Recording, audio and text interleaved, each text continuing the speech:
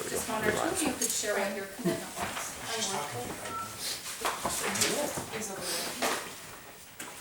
And I want to hear you explain it or have.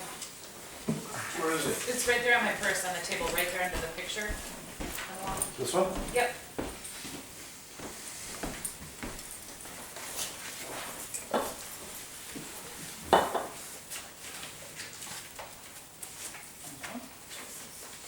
When Kristen needs to hear a little bit about what we talked about. It's about providing choices, and either one of those choices you are fine with. When we give choices, what is it that we are doing with our children? Teaching them to decide. Ah, very good. But we are sharing, what are we sharing? The power.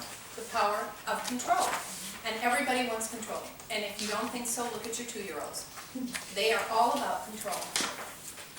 And you know the 2s kind of predict the adolescent years. So you want to get a handle on it when you can pick them up and move them, is what I'm saying. So hard to pick up a 13-year-old. But it's been done, so I've heard. All right, so we share control, we give, where either choice fits our value system, is what they said. All right, that being said, and please read in there, and if you guys have any questions, you know, if you just look through it or whatever, call me or email me, okay?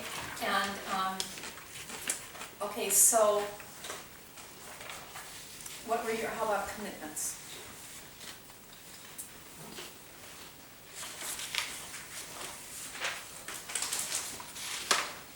Well, we were gonna ask more questions rather than give statements. That's what we talked, CJ and I talked about doing with the kids. You want to just say to Amy, Brian, and Kristen, what is it about questions? How does that fit with choices? Well, offering, instead of just kind of giving an order or laying a blanket statement, giving them, like, what would you do, or what would you think, or we did the WWJD question, to give them the opportunity to figure out their answer and how they're gonna decide. And so I have I give a lot of statements to our kids, and it tends to shut Luke down. Hannah battles back. She'll just say no. She's probably learned from Luke, because he'll kind of take it and he'll just shut down. So he won't really fight back, but it's not teaching him to make the choice. I'm making the choice for him. And so we were trying to work a little bit more on that. And along those lines, we say, questions encourage thinking, statements encourage resistance. Yeah. So when I ask questions, what did I just ask you to do? That was week 1. Or where do you, and maybe I've explained about hanging up our jacket. And I can go to the back hall and say, where does that jacket need to go? Or what needs to happen here? It's not me telling them to do it, which drives them to brainstem. It encourages them to move up into their frontal lobe where they think. And we want them thinking always more than we do. I feel like our culture really dumbs down our kids. And they do it a little bit through parents, because we encourage parents to, I'm going to talk you through this. No, let's see what they think first. And see if they can figure it out. And so if I take my child to the back hall and say, oh, what needs to happen here? The chances of tomorrow when they walk in them hanging up their jacket has now been raised a little bit.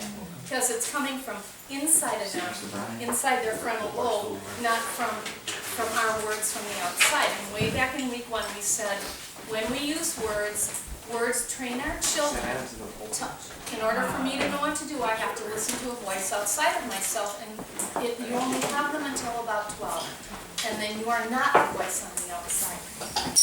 Okay, so there you go. Hi, you guys. Glad you're here. Been praying for you. Okay. You want to get something and get yourself settled? We're good, thanks. Awesome. Okay. So we were talking last week was about choices. We give choices to either of which makes me deliriously happy. And that's a way to share control. It's a way to help my kids learn to think on their own and think on their feet. We talked about questions. Questions encourage thinking, statements encourage resistance. Even if they seem to be compliant.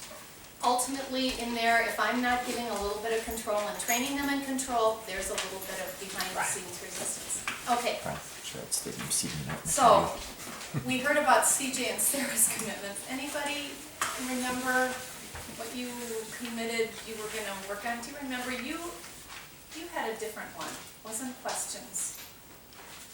Do you remember what your commitment was last week? Yeah. Why would I expect that? Can you tell me your children's names first? And the girl, Well, we're off to a good start. my commitment was the reaffirmation of the family goal thing, or the. That's right, the mission statement was. Mission statement. Good, awesome. Okay, well, let's look in here.